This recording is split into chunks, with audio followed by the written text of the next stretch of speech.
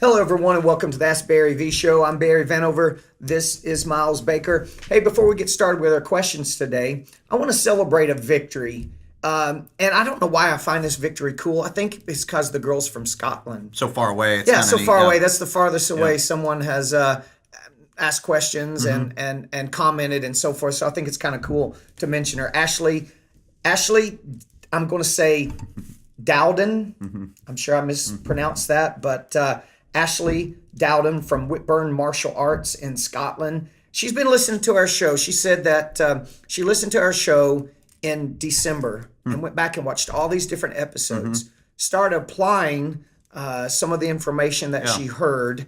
And, that must have been a task because these questions are totally random. Right? It's not like they're thought out in detail. Now, if you do our Business Maximizer or Leader's Edge program, these lessons are bam, bam, bam in order, right, for you to get the best out of it. But she must have went back, watched a bunch of show, compiled a bunch of information, and more importantly was the sales that she did and intros. She told me she had 40 intros in January and signed up 30 of them and grew their school from like 50 to 80 students in January. Yeah. So it made me happy. I saw this right before we were getting ready to air the show. So I thought how fun it would be to shout out for Ashley in Scotland. Yeah, thanks for watching. I told her to go see Ricky Lamb in Scotland. There's a guy with over 300 students in Leeds, England, getting ready to build. Right now, currently building our Premier Martial Arts National Training Center in the UK. So shout out to him as well. Let's go ahead and get started. Okay. So our first question this week comes from Danny V. He says, how can I increase how many people see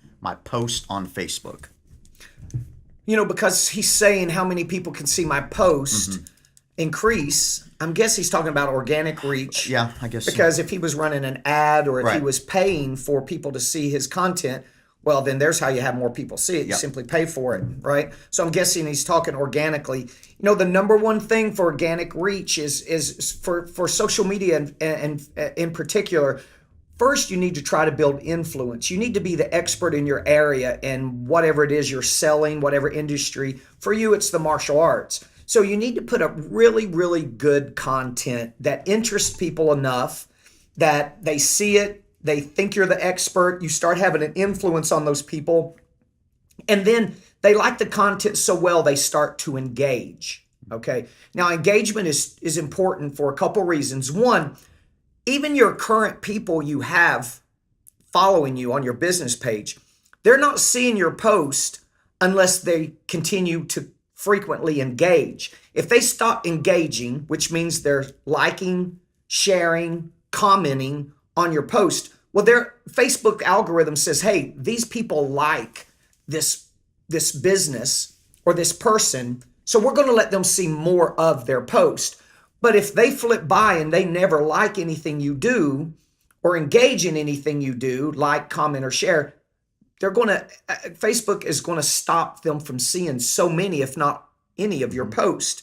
The reason is Facebook is entertainment. They don't want it to be all about ads. They want to please their users, so they keep going back. So what they're doing is they're deleting out a lot of the friends or businesses that someone has liked because they're not following, engaging, and so forth. So understanding that to keep the people you got to seeing your post engagement is so important. But to grow your organic likes really is about getting the people that see your posts to share them, right? So that's about content. Now, we taught an event, a business symposium in Houston, Texas this past weekend, and we talked about this same topic. So we made a list of what was some really cool posts that a martial art school could use to increase their followers, increase engagement. So let's go over a few of those. Well, we had a whole bunch of them. You can get as creative as you want, and it is fun. So we talked about exciting drills is one. Yeah, so let's just talk about drills and content curriculum. Just cool drills for your students. If you're teaching, back in the day, we used to teach 3 new kicks every belt level. Have your instructors record them teaching those kicks to put it up, so that your students can practice those kicks, right?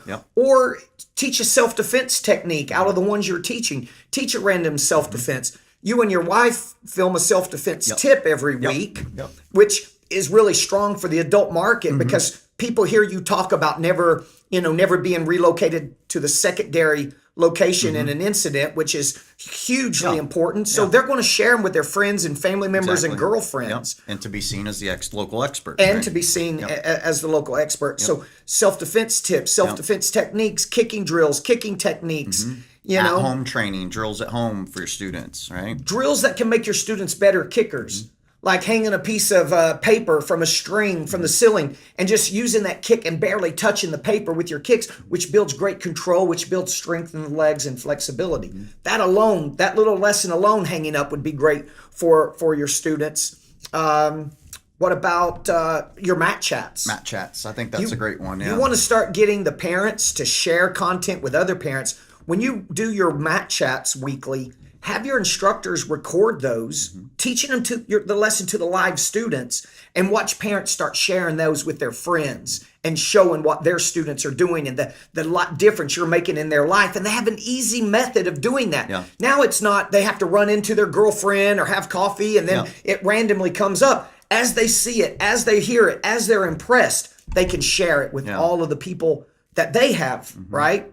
Here's one I just thought of. Character question of the week. So if you're doing mat chats over self-discipline and you got a sharp student who really understands the definition of self-discipline, ask them the question and film it. What does self-discipline mean to you? Right. Have the kids answer it. Answer it, right? That would be really cool. Right. We talk about our new students or upgrades, black belt training. Pictures of the new students, pictures of your students when they go for black belt training, full splits club, student of the months. Yeah. And, we do an interview with the student about what they love about Premier Martial Arts, and they're willing to do that for sure because it's their student of the month. And then we make a little video. What's the app? I think it's called Ripple. Just on the phone, right? Yep. Just using Ripple, it makes a cool video that you can put up about your student of the month. And I would do student of the month for your basic 5 to 7 and 8 to 12, your black belt training 5 to 7 and 8 to 12-year-old, an adult. If you have any other programs, upgrade programs like we call Premier Training or Elite Training or Leadership or Demo Team Member of the Month, or if you have programs like Brazilian Jiu-Jitsu Student of the Month. Yep. Talk about grandparents and parents and friends sharing that because they're proud of their Student of the Months, right? Absolutely. And talk about sharing that and increasing organic reach. Parent of the Month. Parent of the Month, yeah. And parent of the month for each of those age groups, right? And programs, and getting the parent. And you know what? The parent of the month could be the parent of the student of the month. So you're not deciding which parent it is. You're just interviewing the parent, getting them to say great testimonials about your school, right? Gosh, there's so many. Yeah, there's a lot. Right? There's a lot of information for you right there. But the point is, whoever asked this question, that is powerful content.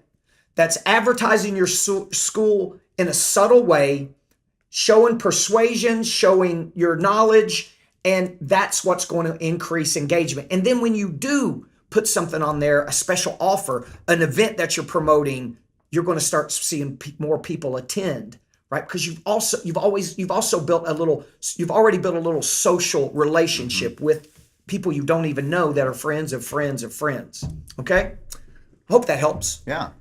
I think those were, it's just so creative and it can be fun and you can change it up all the time and test it out and see what gets more engagement. That may sound like a lot for an owner, but get your staff members and your instructors involved to be doing all this stuff. You don't have to do every little thing that we just said by yourself. You have no problem if you're all by yourself asking a mom, hey, will you film this real quick, this mat chat I'm about to do? I mean, I would have no problem looking to a mother to do that. So that'd be cool.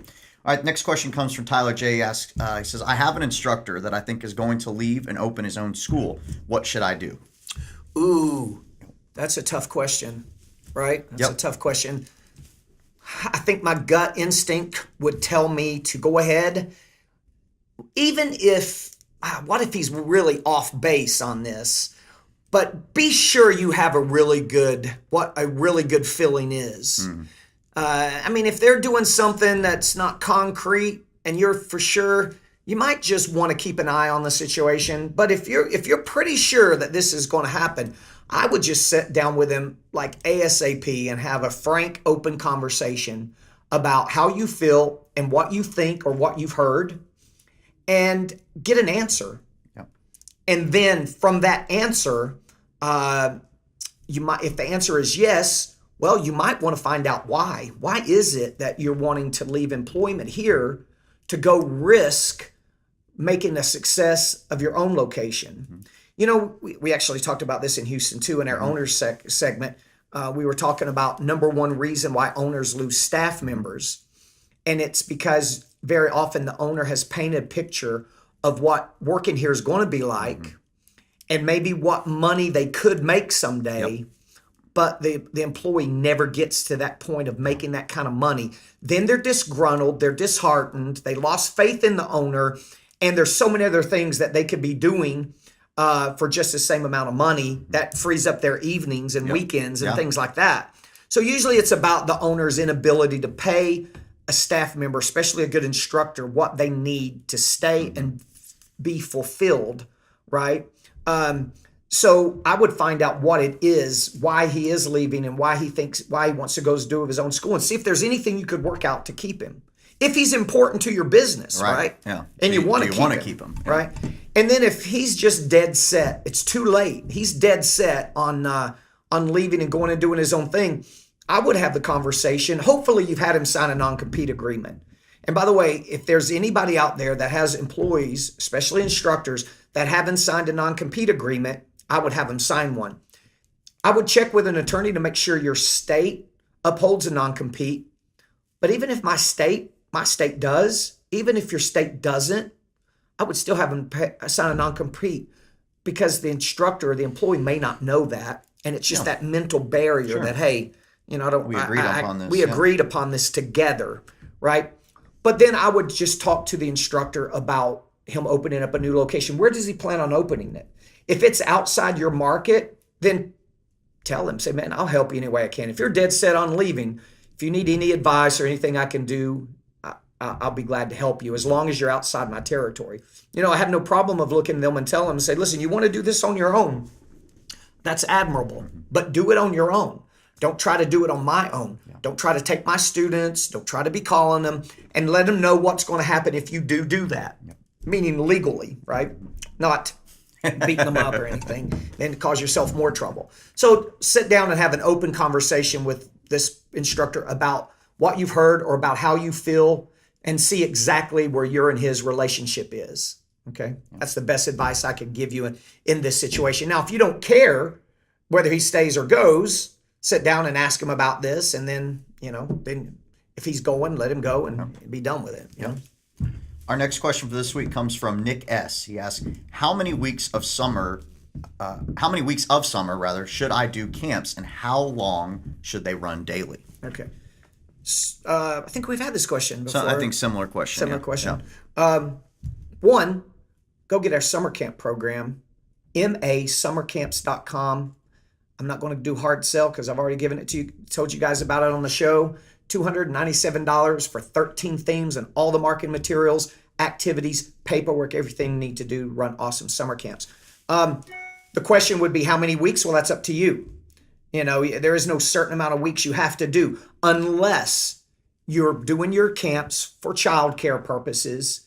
Then mothers that are trying to find places for their kids, they're going to want to have them in something every week of the summer. If you've got an after school program, naturally you probably have to do every week of the summer or you tend to maybe lose them to some other service, right? So that kind of depends on whether you're doing full service camps for childcare purposes or you're just doing fun camps geared toward parents that maybe the mothers don't work, or maybe you're going to do 2 or 3 camps of the year, which is fine too. And you can still do childcare. You can do early drop off and late pickup for those parents that need all day long camps. And that answers what the time should be. Usually traditionally you have early drop off as early as 7 or 7:30, late pickup as late as 6, but the core part of the camp might run 10 to 3, right? And then at those times is when you're actually running the activities and the theme of the camp. And that way parents that don't need childcare, the mother doesn't work, they can drop their kids off at 10 and pick them up at 3, okay? Yep. So to everybody, at least take a look at masummercamps.com. Our next question comes from Clyde T. He says, I have 2 staff members. What's the best way to keep them focused on their jobs? 2 staff members, best way to keep them focused on their job is systems. and staff training.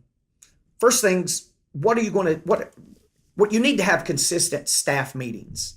Now, I don't mean to have a staff meeting that's an hour, hour and a half long. I'm talking 20, 30 minutes twice a week for the following purposes. Discuss victories you guys are having and celebrate. Discuss challenges that you guys are having so you can fix them. Do a staff training, which you're focusing on management and you're focusing on marketing. And you're looking at your weekly goals, your daily goals, your monthly goals to stay on track with your goals and your statistics. But by having those regularly, we do ours Monday, Wednesday at 10 o'clock, and then we all train at 11. By doing those regularly, that is staff training, and that is focusing your staff members on what they're supposed to be doing and yourself as well as the owner, right? So I would say consistent organized staff meetings, and then it helps if you have real systems that get results to teach these staff members and to use with these staff members so you're getting a result and you're just not spinning your wheels. Absolutely. Last question for this week comes from Brian M. He says, I'm the owner of a martial arts school and have one employee. I cannot decide if I should teach classes or sign people up. Any thoughts on this for me? So Brian's the owner. He has one instructor or one employee, and he's trying to figure out, should one of them teach all the classes and one of them be what we would call program director or program manager, and he's not sure what role is best for him, the owner, to do. Brian, there is no right answer to that. You got to do, I would say, you do the position that you're the best at between you and your employee. Let's say Miles is he can be a good instructor, really, really good instructor, but you know for a fact he's going to struggle in the sales and sign up procedures. You may be a better instructor than Miles, but he's going to struggle in that area. So you as the owner, you got to make sure both of these areas are working strong. So in that instance, even though you would rather teach classes, you're a better instructor than Miles, you need to go in and be the program manager and let Miles do what he's best at. Now, conversely, maybe your guy is not a great instructor. He's not even really good on the floor by himself, but he can do 2-lesson program and sign people up, right? Maybe he's not a great martial artist, but he's a good talker, good manager type person. In that instance, put him in the program director's office and you teach class. In rare circumstances where both you and him are highly trained, you could flip-flop these every belt cycle so you don't get burnt out. You teach class one for 3 months and then you program direct for the next 3 months, and he does the opposite. So you're both doing both positions and neither one of you get burnt out. I should have not mentioned that because the key there is both of you have to be high-level trained. You don't want your business to suffer with new student signups and paid in fulls and equipment package sales and upgrades 3 months because your employee isn't very good at it, but you want to teach class for 3 months. That's only in certain circumstances. But pick the position that he's the best at, let him do it, and you do the other position. That might be the best way of looking at it. Don't do the position you just want to do. But don't think because you're the owner and you're the 5th degree black belt that you have to teach class. Exactly. Take the ego out of it. Sometimes that can get in the way of the You're a businessman before you're a martial artist. Now, I'm going to get somebody. I get all kinds of cool comments. But if you own a business, I get all kinds of cool comments. I stuff that you put up, and I'm sure these guys don't even have schools. They're just martial artists, and they're just ripping me and they're not even listening to what I'm saying. Right. One guy's like, "Oh, you're all about the money." I didn't even mention money in that video. Right? And we're in business. Whoever that guy was, which I don't know, get off your butt and go open up a martial arts school and put your money where your mouth is. Otherwise, shut the hell up and let us do what we do best. Okay? Agreed. Oh man, I just got off on coffee. That's all right. Coffee. It's okay. Tangent. Hey, had to be said. Sorry about that. Keeping it positive, but keeping it real. That it? That's it for this week. We're going to end on that. What a way to end that note. All right, guys. Thanks so much. We'll see you next time.